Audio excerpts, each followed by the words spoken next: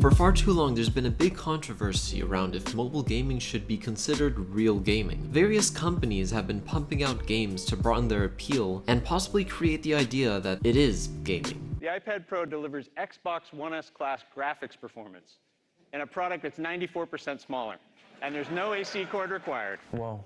What? I think the argument even exists because of perspective. When you look at it from someone who maybe plays more PC and console games than mobile games, it would be really hard to compare the games they're used to with games that are on mobile devices. But for the mobile side, because they're still playing a game regardless if it's Candy Crush or Minecraft or any other game on the App Store, they still are a gamer. I've seen some really good arguments and discussions happening, but I think at the end of the day, everyone should just be able to enjoy what games they like. So let's go ahead and take a look at this argument from an objective perspective. I chose two great products to compare in my opinion, which would be the 2019 7th gen iPad and the Nintendo Switch. Both of them are roughly around the same price, and both of them of course are portable devices. So how does the world's most popular tablet compare to the world's current most popular handheld hybrid? Well, let's take a look. I think this is a pretty obviously good place to start. The iPad coasts a PowerVR 7XT GT7600 Plus GPU and a 8,827 mAh battery with 2GB of RAM and 32GB of storage if we're looking at the 329 version. The Nintendo Switch, on the other hand, has an NVIDIA custom Tegra processor with a 4,130 mAh battery, 4GB of RAM, and 32GB of storage that can be expanded with a microSD card that can be up to 2 terabytes.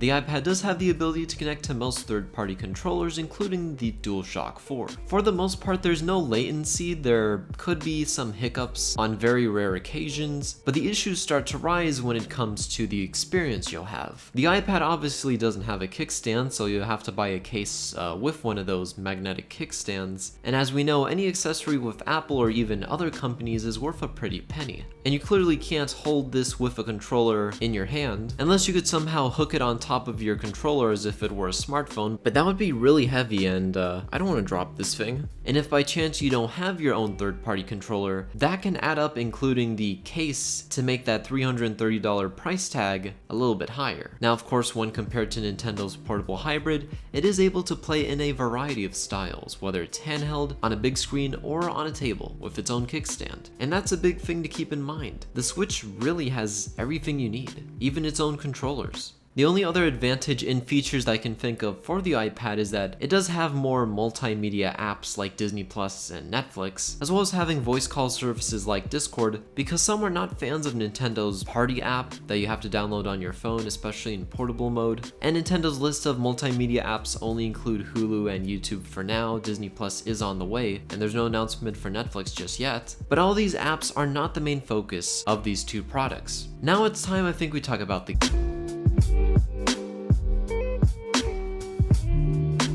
The iPad, being on iOS, definitely has a huge list of both mainstream titles and indie games. Some notable games on the iPad include Elder Scrolls Blades, GTA 3, Vice City, and San Andreas, Call of Duty Mobile, and then there are also some franchise clones like Nova, which is clearly like a Halo sort of game, and there's also this GTA-like franchise called Gangster. I'm sure some of you have heard of some of those games if you grew up with an iPod in the really early 2010s. There are some big franchises that are not found on the Switch yet, like Call of Duty and Grand Theft Auto, but the Switch itself, of course, has an ever-growing list of both exclusive and indie games only found on there. As for the Nintendo Switch, some AAA games include Wolfenstein, Doom, Saints Row, Witcher 3, Rocket League, and all of those upcoming games like Borderlands, BioShock, and Outer Worlds, and there's a ton others I'm forgetting. And I'd even mention all of Nintendo's first-party games. Although the iPad, as well as other iOS and Android devices, do have Nintendo-based games, most of them which are free are less advanced. This really can be applied for really any game on the iPad or other such mobile device. Even though you have access to a free awesome game like Gangster 4, it won't look as pretty as a game you'd find on the Switch, and support for a new game wouldn't be as common. You're more likely to see a new Mario Kart on the Switch than on iOS. And that also translates to third-party support. Even though there is an Elder Scrolls game on the iPad, I doubt that we would ever see something as powerful as Skyrim on there just because the iPad is not as powerful as consoles. That's really what limits mobile gaming. The only way I could see you really having a console-like experience on an iPad would be to stream a game on a service like Steam Link or Remote Play, but that depends on your internet, and you would need an internet connection. So all of a sudden, that option doesn't really feel super mobile as you would see on the Switch.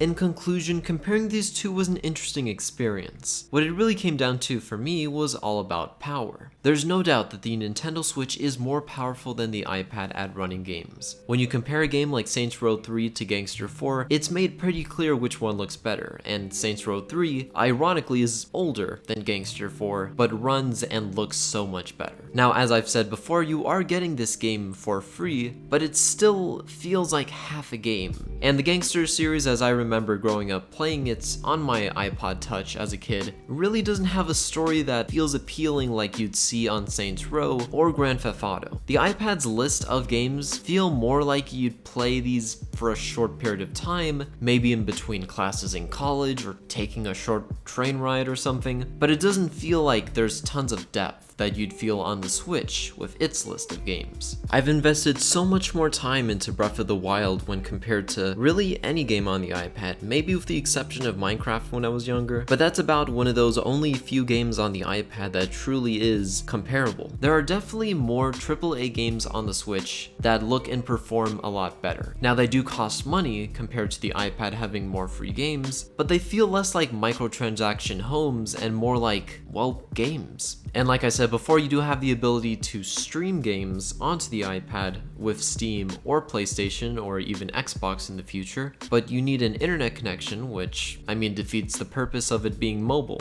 Not everyone can afford to have a hotspot or even a 4G iPad, and you can't hold it in your hands. Now, I know some people are gonna say that most iPad games have on-screen controls, but for me that feels like a really uncomfortable way to play, and it gets in the way of the gameplay. The iPad exclusively is just a device that you'd set on a table and play. But the Switch, on the other hand, has the ability to be played on the big screen, in your hands, or on a table. Also in the box, it already comes technically with 2 controllers, so you can play with another friend. But with the iPad, you just don't have that same experience. And that gets to my final point. The Nintendo Switch is a gaming device first. The iPad is an everything product. It doesn't profession in gaming performance or its game list because Apple and other companies that make these devices want to focus on a more broad range of things that you can do with it. They're not just appealing to the gaming audience, their audience is really everyone. They want to appeal to musicians, to people who just want a light device to watch videos on and stream things, and to people maybe doing schoolwork and all this other stuff. Gaming is just one genre for Apple, but for a company like Nintendo or Microsoft or Sony,